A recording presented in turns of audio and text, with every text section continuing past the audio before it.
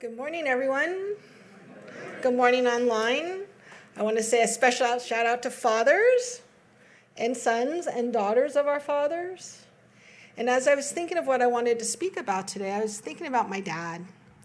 My dad left us November of 2018, and I was wondering what he would think about the pandemic. And I was pretty sure he would have taken a backpack and gone to the Sierras and just camped for about 2 years. And he would be just running around the Sierras, not really having to worry about the pandemic, because to him, nature was everything. And I remember thinking that my dad and I didn't always see eye to eye. Actually, there was quite a few conflicts, I have to say.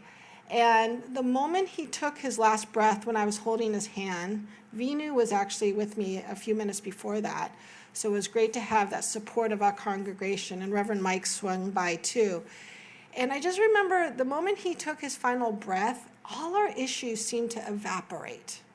Anything that was so dire and like misunderstanding, it just simply, it was released. And I knew that moment that any issues I ever had with him no longer affected me or him, and I knew any more manifestations that we had together would just be absolutely joyous. And as I think about him, I only feel joy for him. Any anger or upset I have over stuff, it's gone. It was just the most bizarre thing I've ever experienced. And I remember thinking, I don't want to be anything like my dad. And then I look at my brother and myself, and I would say we're pretty much the spitting image of him.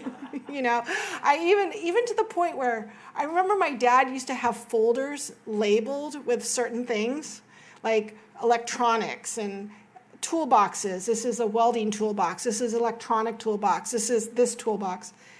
And I was cleaning out my house yesterday, and I was looking at all my labeled folders going, all right, I am my father's daughter.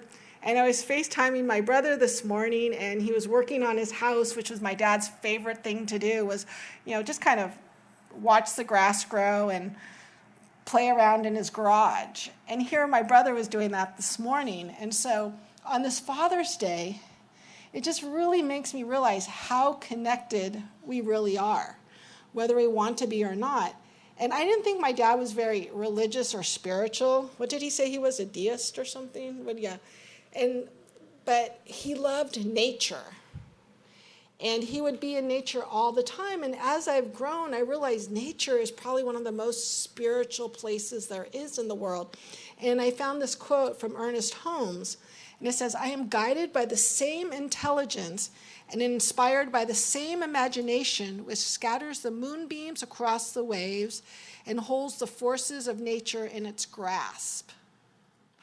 And I just thought, well, there you are, Dad, shining the moonbeams across the waves and sitting under a tree watching the grass grow. That was his favorite thing. He would lay out back, and he'd be like, I don't want the elephants to trample on the grass. Okay, Dad. But really, he was just sunbathing. But that was his way of saying how he was relaxing. So on this Father's Day, it just really makes me realize how we are all connected. We light these 10 candles honoring all the different traditions, but there really is only one energy, and that's the energy of love. And that's really what this Father's Day, when I look back and I think about my dad, it's really all about love. And so all right, I was driving here today, and I was thinking how short and precious life is. It really goes by really fast. I was thinking about fishing at Lake Powell with my dad, which was in 1977, and here we are, 40 years later, and that's it, he was gone. And so I just really want to encourage all of us that even though we're so different and we think differently, just to really find that one power that we're all connected to. And whether we have to forgive our fathers for something that we don't seem that is exactly how I would do things, it's just really a brilliant day to just embrace the men, the fathers in our lives, and just say thank you to each and every one of them. And so, Reverend Mike, as a father figure, thank you. And all you fathers out there, I say happy Father's Day and blessings to you all. And so it is.